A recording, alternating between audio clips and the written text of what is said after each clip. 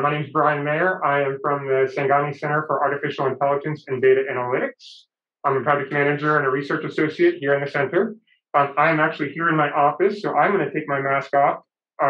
One, so you guys can hear me better, and two, because it's a little more comfortable for me and I can drink some water while I'm talking.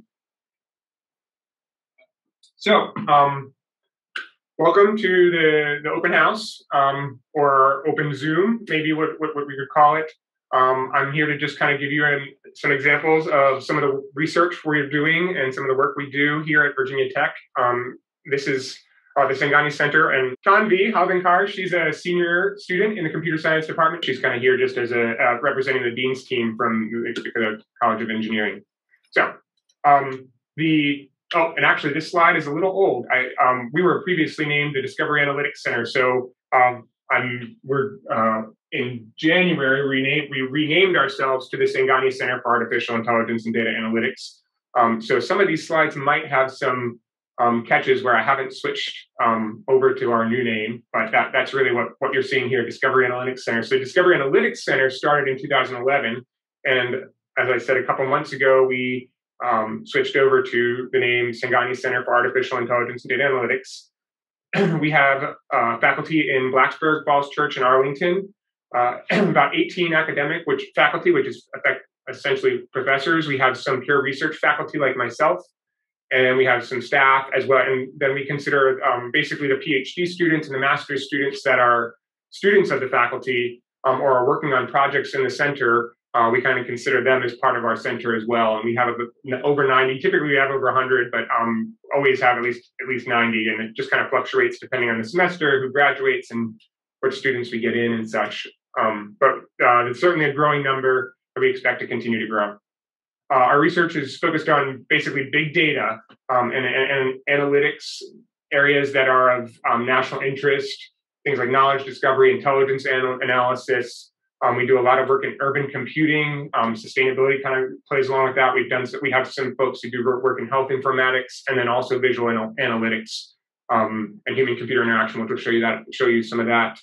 Today, we have lots of different sponsors, from government contractors to lots of different government agencies and a wide breadth of government agencies, typically like NSF, but then also DoD agencies like DARPA. We also do IARPA.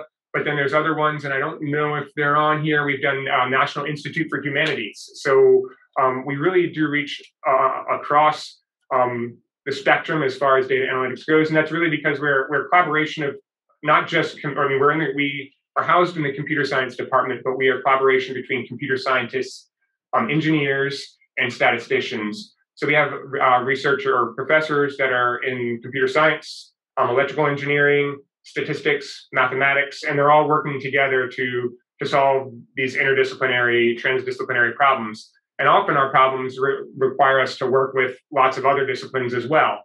Hence things like when we worked with the history department, with the English department, the liberal arts, the College of Liberal Arts, College of Agriculture.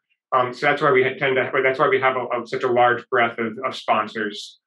And additionally, our work doesn't just emphasize the algorithmic aspects of converting data to knowledge, but also the importance of human-in-the-loop analytics. So I mentioned visual analytics and human-computer interaction. So how do we create analysis that humans can work with, that they can understand, that they can feel like they are a part of providing or coming to that solution? So we call that incremental human learning and incremental model learning. And I'll show you some examples of that in a little bit. So basically what I'm going to do is I'm going to show you some examples of the tools we've created so that you guys can kind of get a sense for some of the work we do. I'm going to show you kind of very high level of what the finished product looks like. If you're interested, feel free to contact me afterwards or ask some questions, and I can give you or in some cases, I should be able to answer about the specific work and how the analysis is done, some of the tools and techniques we use. I'm not an expert on all of the projects, but I have a pretty good understanding of all of them. So, and there's other projects as well that potentially you might be interested in asking some of the other work we're doing. So the first project I'm going to mention is probably it's been one of our biggest ones. It was a $22 million contract from IARPA, which is, you may be very familiar with DARPA, which is the DoD's basically advanced research project, and I can't remember the last authority, I think. But IARPA is basically, and so DARPA invests in high risk, high reward opportunities for the DoD. IARPA does the same thing for the intelligence community instead of the defense community.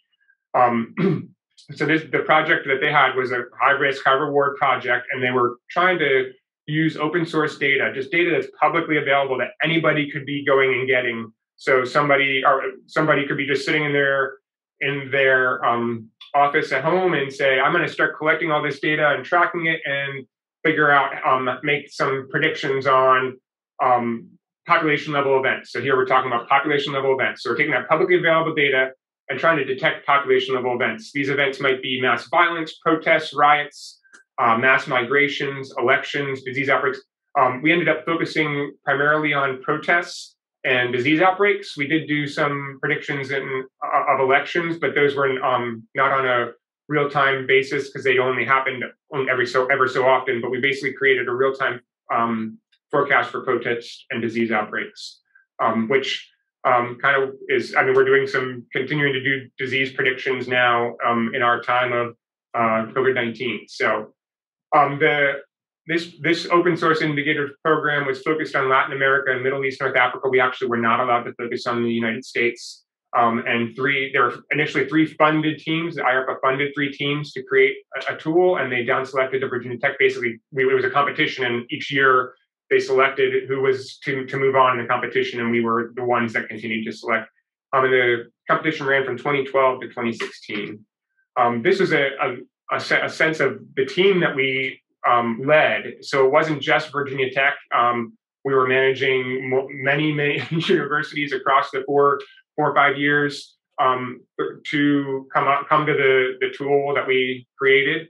That's the way research here at Virginia Tech works. Is we don't always have everybody that we need to solve a problem in our university, and that doesn't stop us from reaching out to other universities that have expertise or other collaborators that we're familiar with to have them help us solve problems. It's rare that we can solve these large problems and have these large projects that can entirely contained in Virginia Tech. They often, the larger the project, the more likely you're going to be to reach out outside of Virginia Tech. So just a sense for the open source indicators we use. So the bigger it is, the more data we had. So we used a lot of Twitter data. We had 1 out of every 10 tweets. So every 10 tweets you sent, we would get 1 of them. But we also did use things like news, blogs, Facebook events, Facebook groups we were able to moderate. We looked at things like weather for disease prediction. Something interesting, we looked at Open Table. So Open Table is an app for making reservations for restaurants. It turns out we were able to kind of look at when reservations saw a peak in cancellation. So when we saw a lot of cancellations, it was actually an indicator that people were getting sick.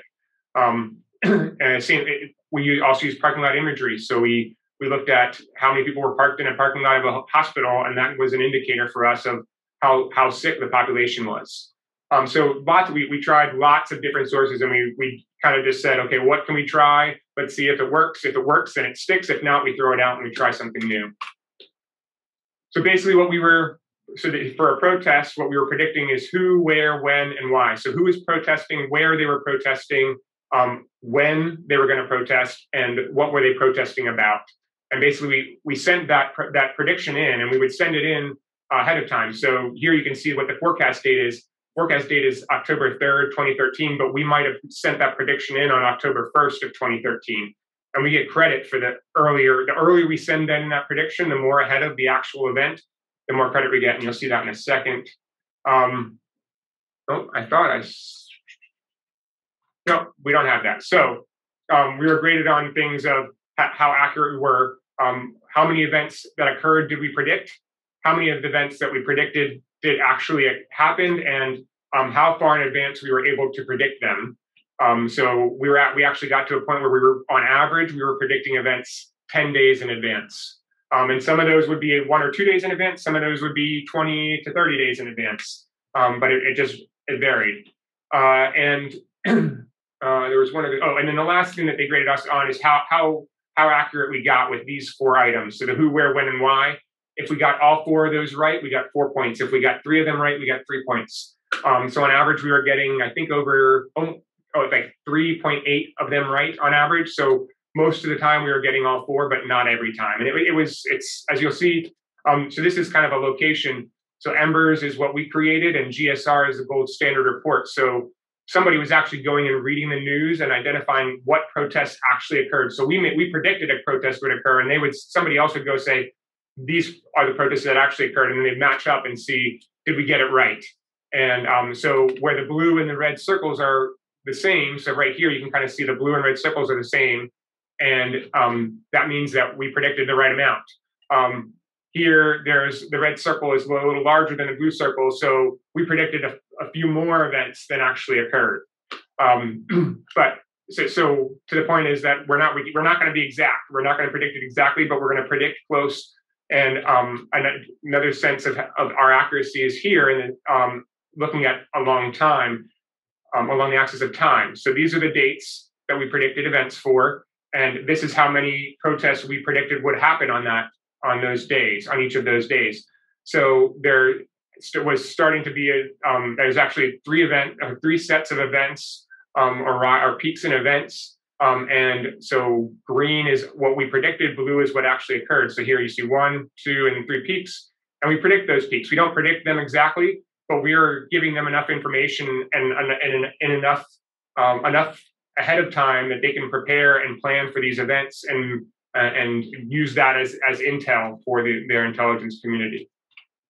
So I'm going to switch to a demo real quick. So this is what our tool looked like. So you can, you see, I'll go back 1 second again. So you can see the countries that we covered, and what you can do is you can set the date range that you want to look at, and you can pick any days. You can pick the days into the future, or you can pick days into the past if you want to analyze what previously happened, or you want to say, hey, what's about to happen in the next couple weeks? And then you can just zoom in on a country, and then further zoom in on a region. And then what will happen is it'll actually give you the list of events. It'll give you the events that are occurring over the time period. So here we're seeing number of events. So was there a large spike of events? And then if you go into a specific event, and actually I'm going to jump to these. So this is a specific event. As I mentioned, we talk about the who, where, when, why. That information is over here. You can see that we generated this prediction on January 6th, but we're predicting the event will actually occur on January 15th. And we actually here, we have source information we can actually click, and I don't know if this one will work because these are pretty old, but this is a news article. This link is actually to a news article, and yeah, it's not going to work, but that's right. This would be to the news article that actually talks about what the protest is and what's going to happen. I mean, we actually used a model here that actually scanned the news and said, hey, if somebody actually says we're planning a protest, we're going to identify that and show that information. It gets pretty easy at that point, but I mean, it's more a matter of just being able to scan the news and understand what's in the news article. But it's great information because they're pretty much telling you that this event's going to happen. This was a little trickier where we actually looked at tweets, and we saw a rise in tweets that had a certain sentiment, that were talking about certain topics. So here we're actually watching the growth of certain terms in the tweets that we're seeing. So gasoline is growing in this region. So we understand that something's going on here, and we can kind of create this word cloud to so someone can get a sense of what's going on across time. And eventually we say that there's enough growth in that discussion that we predict an event's going to occur. I see some questions popping up. I'm gonna, unless it's something, I think that's a little bit more of a general question. So we'll get back to that because it's very interesting. But it's about moral and ethics, and that's certainly a good question when we're talking about data analytics and data tracking. And there's some things that I'll bring up about that. But so that's EMBERS. Another quick tool that I'll show that's a little similar. We used so this is an airport threat assessment. So we similarly use social media data again, publicly available data that is that anybody can gather from their home, and looked at trends in the data to predict that something might occur. And so, let's see. This is a tool, and actually, basically what we have here, and this is one of the key things I'll point out here, is that we're looking at reciprocal relationships. So in this tool, we're not actually going to predict when an event happens. We're going to predict the threat assessment, so the threat level. So is there a higher threat level or a lower threat level? And we're actually going to rank different airports. So we look at all the major airports.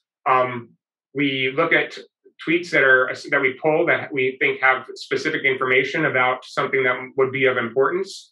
And then we see what a gold standard report is. So for this gold standard report, we didn't have anybody reading the news for us, but we had there's a source that kind of tracks events that occurred at airports, and we can basically use that as our standard of, okay, well, these are the events that actually occurred. And then something I'll get into a little bit later is this narrative, which kind of creates a summary of, hey, these are all the tweets we're seeing. This is a summary of what we think might be happening. So somebody doesn't have to go through and read every tweet. They might just get a sense for what's happening by reading this. And I think the next one's a demo. Yep. So one of the neat aspects about this, so again, if I click on one of the airports, I get the display just as we were seeing. But say I'm looking through and I say, hey, I'm reading this, and some of these tweets don't seem as threatening as may appear. And I'm looking at Boston, and Boston's got some stuff that's really peaking. And we even see that it's peaking up right here. We say we think there's an additional threat here, and that maybe JFK was overrated. So I can actually make that change, and that we talk about that human in the loop, basically the human providing information, and then we can reassess. We can say, hey, this person provided additional information that we can then use to better assess the threat level for all these other threat level at all these additional future times. So as I made that change, it updated the rest of it there. And sometimes it might be a significant change, sometimes it might make a lot of changes, sometimes it might not. And then next, we did something similar with cyber attacks, basically just looking at volume of tweets that are related to cyber attacks. And you can see that this is a stream graph that we created. So these are when we see increased activity, whether it be due to a data breach or DDoS activity or account hijacking, based on the color. And then when you see these large, where the breadth of the graph is opening up, and these colors are opening up, we see that the thought is that there's some sort of event. So we went back and actually created somewhat of a ground truth and matched it to it and said, hey, when this opened up here, this was the event that occurred. So we're matching the fact of these events being covered in open media. Sorry, this one I don't have an actual tool to show you. And then this one similarly, before I go to this one, something else we're working on as well is this is actually new, and the university is just writing up a news article. So you could, if you're watching the VT News, you can kind of see some more information about this. But this is actually looking at targeted violence events, and we're not yet at the point where we're trying to predict events. We're just doing something similar to how we did for the protest events, and looking to identify targeted violence events that are basically events that are typically predicated on race or religion or some sort of minority or some sort of, it's a hate crime effectively. And so we're trying to track these events because we see that there's changes in these trends. And so one thing we're doing is we're trying to show, hey, if you're looking at a specific county, this is a county that's seeing increase in events, or this is I think we have biggest increases. We don't have biggest decreases, but we're seeing different changes in trends. Or if you're just specific, you want to know what's going on in a specific county, you can click a county. So this is Hennepin County, which happens to also be it's St. Paul, and it'll tell us that. I mean, you can see on the map that it's right around St. Paul. If it loads, and we're going to try another one because sometimes it takes a while to load. So this is Madison, Wisconsin. So black man beaten in Iowa during racially motivated attack. So we're trying to scrape the news articles and find out all of these events that are occurring. So this is a product that's currently in process. Obviously, it's very timely given what we're seeing in the news these days. But we're working with some social scientists at Princeton University and working with groups like, or we're working to try and help groups like ADL, which is the Anti-Defamation League, and AAPI, which is American Asian and Pacific Islanders groups, to basically try. I mean, most of this information is very disparate. People are trying to read the news themselves. We're trying to try and catch everything and to do it in a more automated fashion, so people don't have to be identifying these by hand, and it can be there for stakeholders to review without having to do a lot of the hand coding work. I got another question, but we're going to push that one to the end too about how the products are being done. So one of the other tools that we created was something that again was looking at open source data. And I didn't specify. So this is specifically looking at news data. Here we're just looking at news articles. That may expand in the future, but currently we're just looking at news articles. So this emerging technologies tool was created using, again, Twitter data. And we were looking to identify trends in emerging technologies. And so basically what we did is you could say, hey, I'm curious what's the trend with a certain technology? So you could use that technology as a search term. And then we basically go and scour what we can, what information we can find about that, or about that technology, or information related, or tweets related to that technology, and basically provide them and do some analysis on them as well. So we use those tweets. We take the search term. We use the tweets to identify emerging trends. So in this situation, we use the term blockchain as our search term. We get a sense for related queries. So again, we're not just looking at blockchain. And again, that kind of goes off of some of the technology and the techniques we used for EMBERS when we said we kind of see how terms grow over time. So we look at terms that become associated with the term blockchain. So as we look over time, the tweets over time, we might see that there are certain terms that consistently are used with blockchain, or terms that begin to become associated to blockchain, and that we use those as a part of our analysis. That information, those tweets, and the information in those tweets, we incorporate that into our analysis as well. So here's a sense for other terms, either queries or topics that you might see. This is actually if the tool is not up right now, but so I can't show you the actual demo, but basically, you can see that here's growth of this over time, and this is starting in January 17 I think this is just 1 year, so we're getting January 17 to December 2017, and actually what you see right here, I think this is like the first week of December. If you actually go back and look at historical data or historical events, it actually there was a huge crash in Bitcoin price at that time, so there was a large increase in discussion about Bitcoin and blockchain at that time. Additionally, we have, so that this is kind of similar to that stream graph that we showed for the cyber attacks. Here we're actually we're doing some sentiment analysis. So we're taking this and we're breaking it down into positive and negative sentiment to see if the growth of discussion is positive or negative, in the sense that we expect this to continue. If we're seeing a lot of negative sentiment, we might expect the trend, a positive trend, or a trend in growth of discussion to start dropping if we're seeing a lot of negative discussion about it. So another aspect of this work, I mentioned it a little bit briefly when we were talking about the airport threat assessment tool. But it also was used significantly for the EMBERS work, and it can be used elsewhere as well. It's called narrative generation, and what we call it's kind of based on this narrative intuition. And what narrative intuition is, it's a more effective form of narrative prose that gives additional knowledge and semantic context using textual summaries coupled with data visualization. So it's basically a textual summary of data along with associated visual cues. So we talk about all this data that we're looking at and I said we're looking at, so in the case of the Twitter data, we're looking at 1 out of every 10 tweets. That is a lot of tweets. And I think, I had a slide that I think has it, and I think it was like 20 million tweets a day was what we were getting at one point.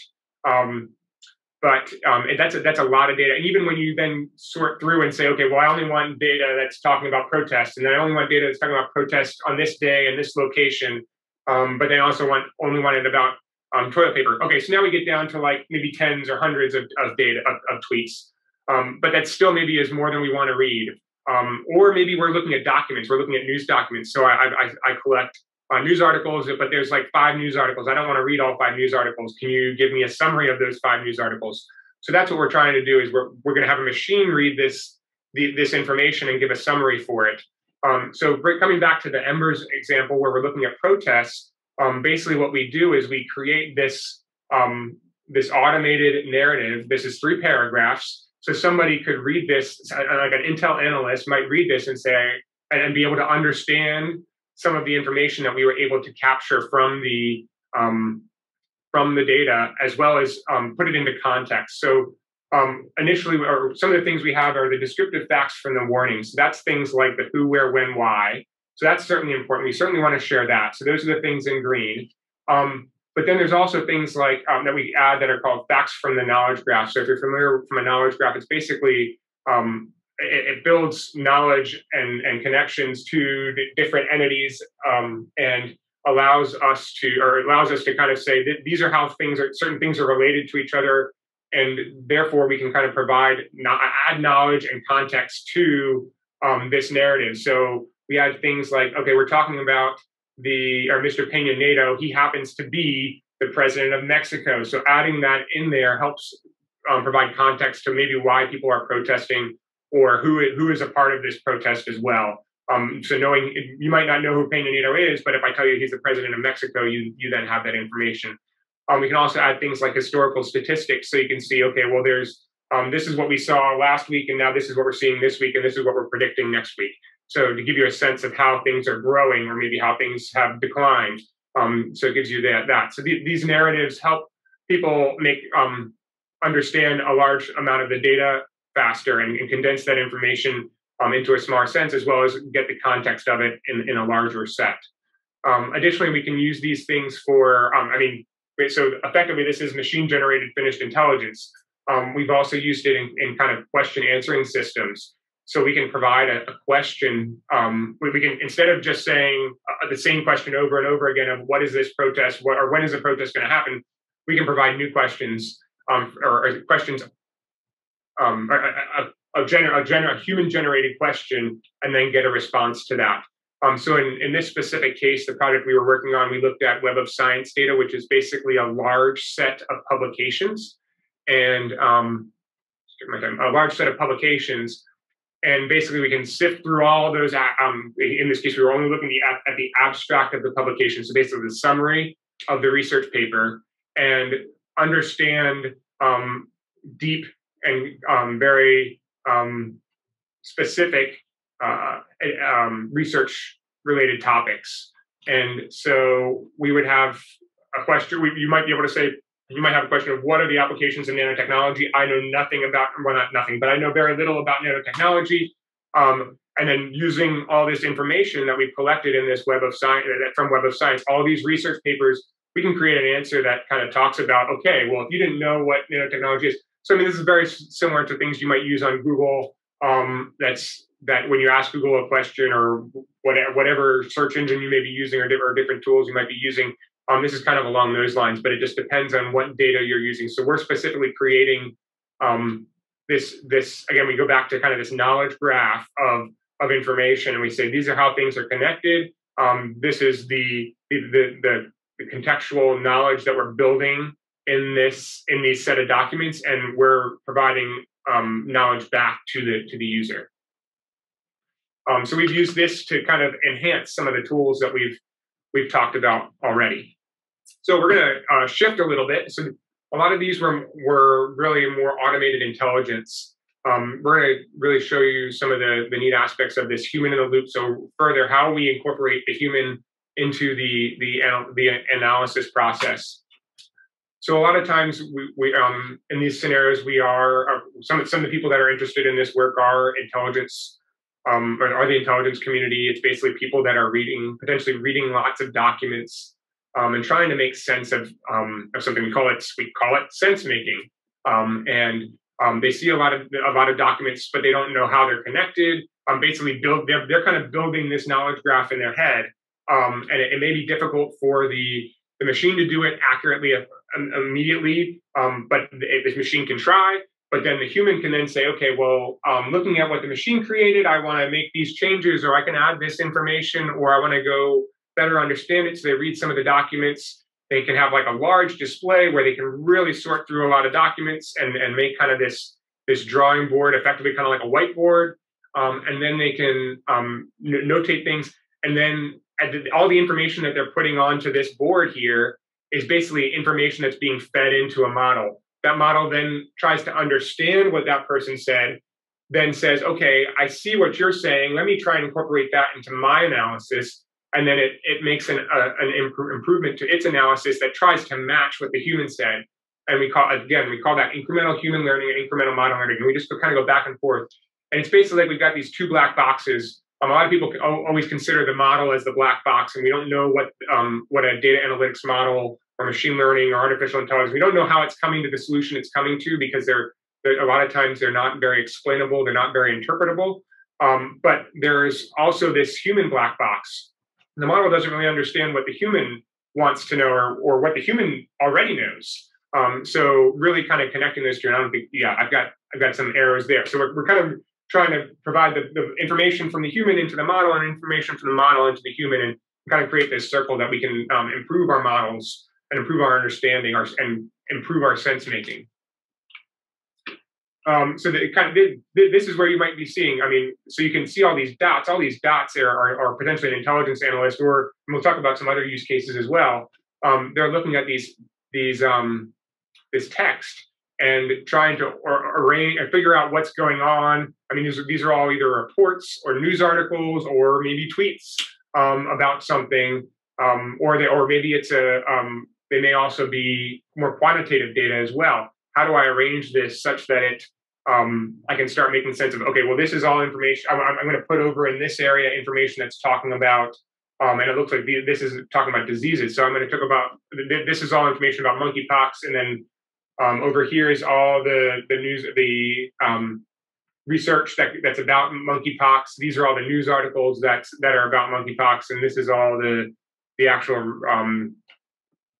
actual case counts of monkeypox. But they can kind of sort through that. Or this is a set of events that occurred in November. This is a set of events that occurred in December. So they can kind of sort through that. And then how they're arranging this, we can kind of then see, okay, well, if these documents are close together, they obviously have some relationship.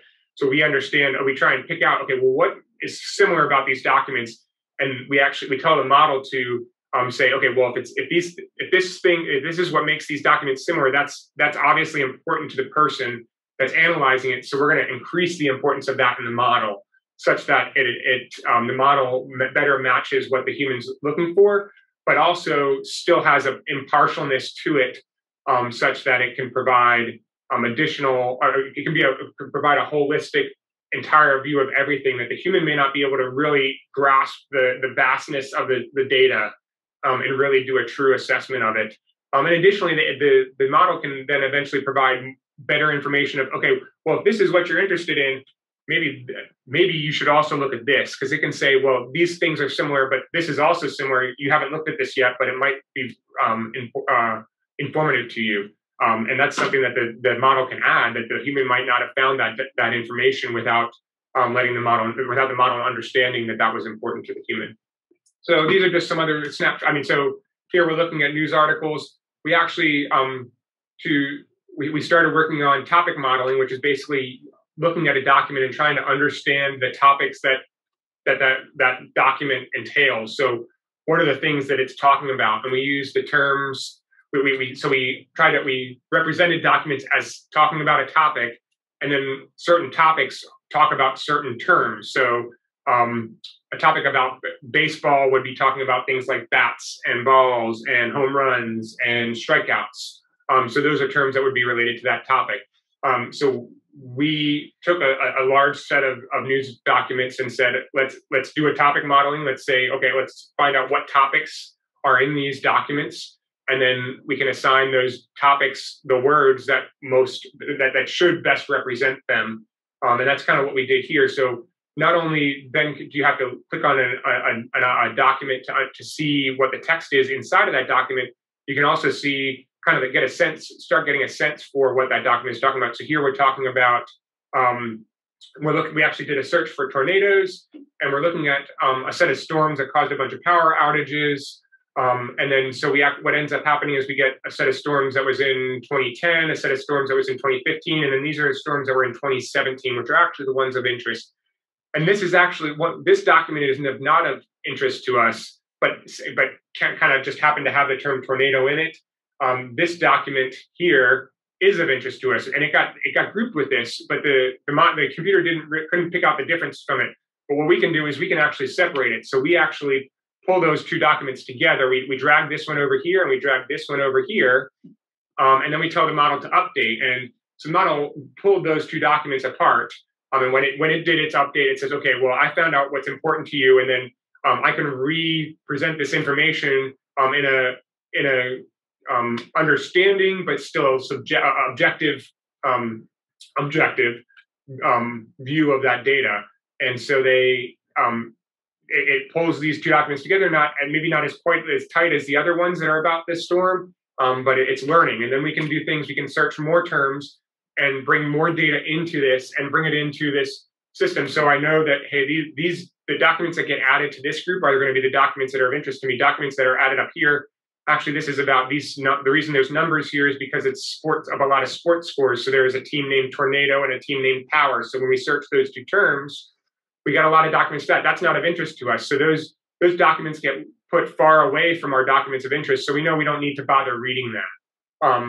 Or we can kind of potentially just look at the topics that they're covering and maybe get a sense for that. So I'm going to do two quick demos here. So just kind of to show you how it works. So this is called Andromeda. This was kind of where a lot of this work stemmed from. And animal data, I think this is the one we want. Oh, that's not it. Sorry, I clicked the wrong button. Data, you selected data. There you go. So here we actually have a bunch of animals, and then they're rated on how active they are, or how bipedal they are, or how likely they are to live in a certain area. Are they very domestic? Are they not very domestic? And so if I go to a tiger, when I scroll over him, you can kind of see on the right in the attributes, you can see how he ranks in there. And so there's lots of different features that we're trying to look at. So trying to kind of say how similar is one animal to another depends on which of these attributes are important to you. So what we do is we actually do some multidimensional scaling and actually try and look at how do we take this multidimensional space and drop it down into 2 dimensions so that we can view it. Where do we kind of look at all these dimensions? So, I mean, when you think of a 3-dimensional space, you kind of think of, okay, when I shine a light and I see the shadow on the wall, that's turning it into 2-dimensional. So I'm taking 3 dimensions and turning it into 2 dimensions.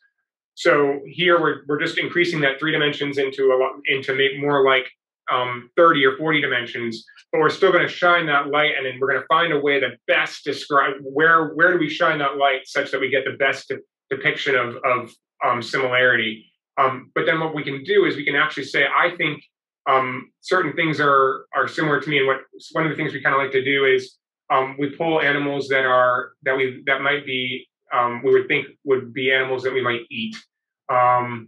So cow, buffalo, maybe somebody eats deer, some venison, or pig, and then we're going to find animals that maybe we would not want to eat.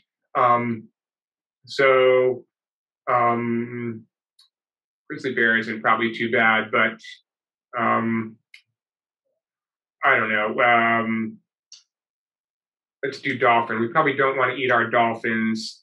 Probably not walrus either, or hippopotamus. They don't sound too appetizing. And then what I can do is I can update the layout. And this may not have a lot of importance to you, but what we can see, and actually, yeah, I did this a little bit. I got maybe another result than what I was really going for, because of what I happened to choose. But it tries to understand, okay, well, what makes the two groups that I created, what makes those different from each other? And so one of the things that you can pick out is swim. So a lot of the animals that I pulled down into this corner were mostly land animals, and the animals that I pulled into this corner were mostly animals that can swim or spend time in the water. So basically what it did, it says, though that seems to be important to you, so I'm going to further emphasize that difference in the rest of the data for you. So it pulled more animals out that were similar to these animals, and the animals that were similar to these, it kind of condensed in there. So it's just depending on, there's several different use cases for this, but it depends on what you're trying to, it's important that this is able to adapt to what the user is trying to get out of it. So one of the other, I'm going to skip ahead in our slides. We'll come back to that demo. So this is a situation where we're looking at, where we're working with people that are historians or educators, and they're looking at documents trying to understand a historical event. How do they sort through a large set of documents and better understand it? And so here they've got a large set of historical documents, and they're trying to highlight areas that are of importance, that talk about a certain topic, and arrange that on this board. And eventually they can maybe create a report or create a historical assessment of something. And in this case, we're actually doing it in a 3D space. So we're actually working with some other folks in the computer science department and creating it in a 3D space so that they can actually move around and have more space to do something. And then I think, yeah, that's all I have for that. So then jumping back to this last demo, which I think is probably one of the coolest ones. So instead of, we talked about doing this sample right here talks about doing quantitative data. Quantitative data can be pretty simple because there's lots of techniques for analyzing similarity of quantitative data and trends of quantitative data and what's high, what's low, distributions and such. What's newer is looking at, and we call that structured data. What's newer is looking at unstructured data. So one example of unstructured data is large sets of text. So things like tweets are small text. Things like articles are large text. So how do we put that into how do we assess that quantitatively? So that's why we do things like the topic analysis. So we turn documents into topics so that we can better assess them quantitatively. And then to take that into another area is to looking at images. So when we break down an image is made up of numbers still, but it's to create that image, there are numbers behind that. But how do those numbers match to what the image is looking at? So how do we understand the information that's creating that image and find how close one image is to another image? So in this case, we're looking at pictures of deer, but they're all deer. And so, so there are some differences. So some might have different backgrounds, might be in different environments. But one thing that we like to try and show as an example, and sometimes it works really well, sometimes it doesn't work as well, but we'll try it and then we'll show you another way to go about it. So here what you might be noticing is I'm pulling deer up into this one corner where we can see their antlers very clearly. And let's pull this guy too. And then what I'm going to do in this bottom left corner is I'm going to pull deer where we don't see their antlers. And that may be that I'm an analyst and it's important to make this distinction that I want this distinction of in the image of, okay, what makes this different from this, from what makes this group up here different from this group. When we look at over here are our attributes. They don't look like attributes here because we can't really label them as anything because they're just they're features of the picture. They're quantitative assessments of the quantitative data that goes into this image. And so let's finish this up, and so we can see. So sometimes it, like I said, it does a really good job. Sometimes I'm going to try and pick one more. So I'm looking for one that doesn't have any antlers. Sometimes the ears can be difficult too, because the ears can be very similar to antlers. So I sorted them into their two groups, and I'm going to update it. And hopefully it's going to update. Here we go. And so what we like to see, which I don't know that we got it, maybe a little bit, is that we kind of see a split. A little, not perfect, but we'll show a little better assessment. It looks like we've kind of got a line here where most of the ones over here are non-antlers, but not all of them. So it didn't do a perfect job. But what we can do is we can reset. And after we've kind of played with it a little bit, we've actually learned that feature 244, and let me check that real quick. Feature 244 is our feature of interest. And if we crank this feature, we're going to say this feature is really important to us. We know that this feature is really important to us. So we may find that out by interacting, and then the model, when it updates itself, and I'll try and see if I can, when we made changes up here, the model told us, when I dragged my pictures into one corner and the other corner, and the model updated, it told me these are the features that were important to you, and it moved them to the top and increased their importance. But I'm going to just say, hey, I'm not going to move my pictures. I know this is the feature that's important to me. I'm going to say, tell the model that it's more important to me. And actually from here, we can see this is very clearly animals with antlers are up here, animals without antlers are down here. So we don't know that this specific feature means, it doesn't mean antlers, but this feature has something to do with how antlers are portrayed or show up in the quantitative aspect of the image. So what this helps us do is it helps us get a better understanding of how these models are working. And we talk about how we talk about the black box. I mean, again, we're talking about better understanding the black box and better understanding the human. We can understand that, hey, this feature that previously didn't have any real understanding of it, we didn't have any understanding at all.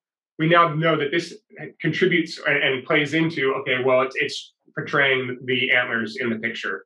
And I think there's one other one there's another feature that we found out that's very clearly, if we crank it up, we get all the pictures with antlers on one side and all the pictures without antlers on the other side. So it's really just neat to kind of really to improve the understanding of these models, and it'll enable us to further leverage them, further utilize them for additional use.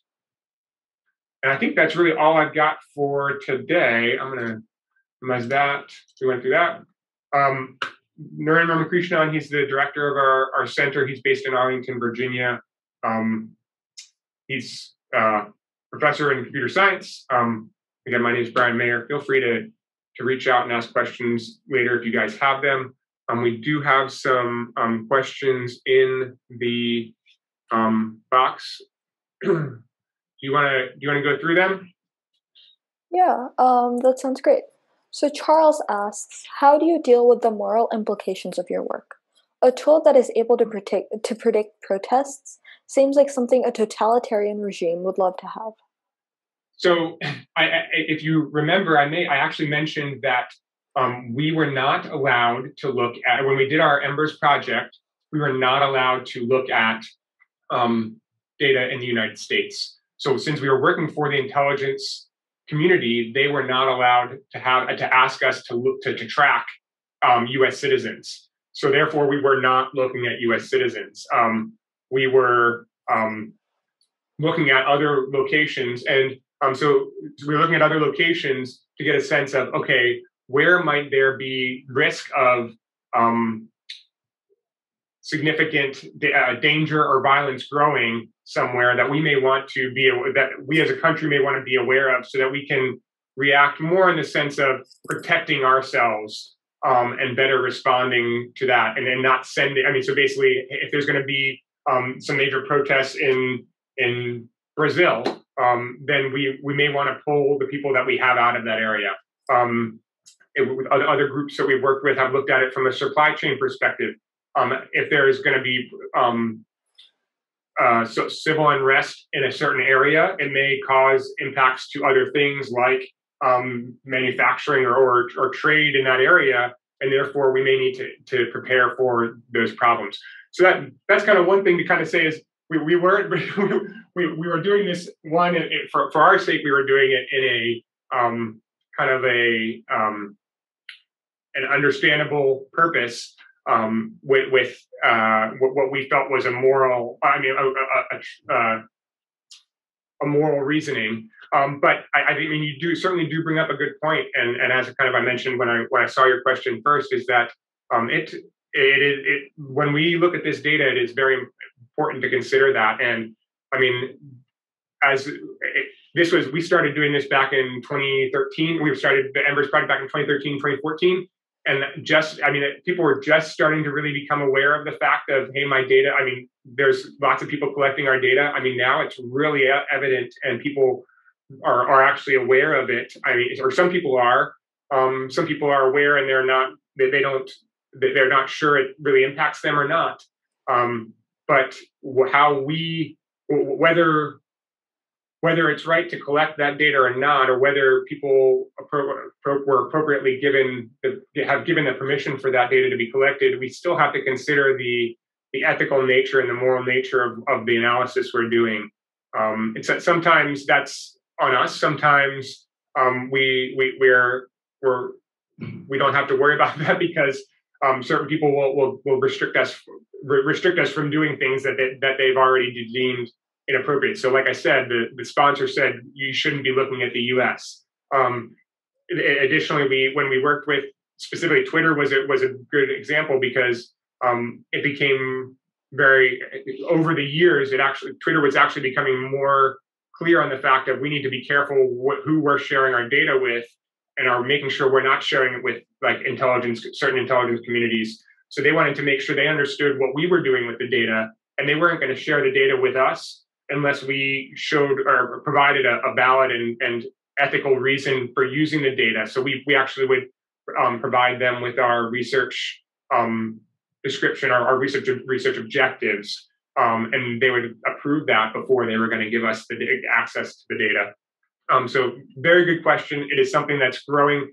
Even I think we're actually inside the computer science department. It's something that's very important to computer scientists, as well as many other academics, but specifically in computer science, we're looking at it and from different aspects. And it's actually, this is actually something we're having a discussion on right now in our department, a very heated discussion. So it's currently involved in the academic aspect in the computer science department, but I expect it's going to, based on some of the feelings of the faculty, I think it's going to continue to grow as far as how, as students and future workforce are able to assess ethics and morality and incorporate that into the work you do. So it's definitely something that we feel is important, and we're going to continue to make sure you guys understand why it's important. Thank you for that. Next question we have from Ryan. Are these projects done in classes by students, or were they research projects? What this is these are, there's a wide range of projects. So we have sponsored research where professors write proposals and they get sponsored to do, or they get funding to do that. And a lot of that funding typically goes to students and typically grad students. But that doesn't mean that undergraduate students aren't involved, and that really just is depending on the project. So sometimes the project actually lends itself to being a good learning experience as well as a good opportunity to have undergraduate students help. So we have projects that have undergrad students. We have projects that have just grad students. We have a project that has mixed. I mentioned the targeted violence events, the hate crimes, where we're trying to pick. That's the one that we're just working on right now, and we have a group of graduate students working on it, but we also have a group of undergraduate students working on it. So there are opportunities for you as an undergraduate student, very much so, to get involved in these projects. And It's certainly something that the university sponsors like to see these undergraduate students. It also gives them, if a company even or is providing funding to have a project done, if they can interact with the students, it gives them an opportunity. In fact, it's kind of like a co-op or an internship where they get to interact with that student. It's kind of like an interview, but a really good interview because they really get to interact with the student and see the work they do. So it's good for the students to get experience, see if maybe research is something they want to get into. But it's also good for the sponsors as well to get that interaction. I think, Gandhi, you've done some research already as an undergrad. Did you want to share a little bit about kind of the opportunities that you think are here at Virginia Tech? Yeah, definitely. I haven't done any research with the Sanghani Center, but I have worked with the CS department in general, and there are quite a few research opportunities. Both you can either approach professors who you have classes with, or just professors who you maybe see at a talk like this. There are lots of talks that professors give about their research in general. So you can go to them, attend, ask lots of questions, and you can definitely reach out to professors. My research is in the area of computer systems, along with data analytics in general. So I would say that I've definitely used some of the same techniques that Brian has talked about in his presentation, just relating to my own work as well. Great, thank you. Good first-hand experience. So answering the question with somebody who's actually kind of been in that role. So I mean, we don't have any questions now, and we're right on time. Is there any last-minute questions? We'll give it one more second. But otherwise, I appreciate you guys joining. I hope it was informative for you. I hope you guys if this is something you're interested in, and hopefully you found it interesting. And like I said, we'd certainly be glad to answer more questions. Or, I mean, we have a website that I think it's sanghani.cs.vt.edu. Feel free to take a look at some of the other work that we've done that I may not have covered today. But we're interested in doing more things, and we're interested in having students that want to work hard and learn about this stuff. So we hope you guys find a good place and potentially come here and get a chance to work with us. Thank you. You guys have a great night. Enjoy the rest of your opportunities to present or to join presentations, and really soak it in. I'm a Virginia Tech grad myself. I came here. I came as an undergrad in 2003. Did my undergrad and got a master's, and I'm working on a PhD currently still. So it's a great place to be. The campus is beautiful. Blacksburg's beautiful. Great academic school. So hopefully you guys find a good fit. Thanks you guys again so much. Have a good night.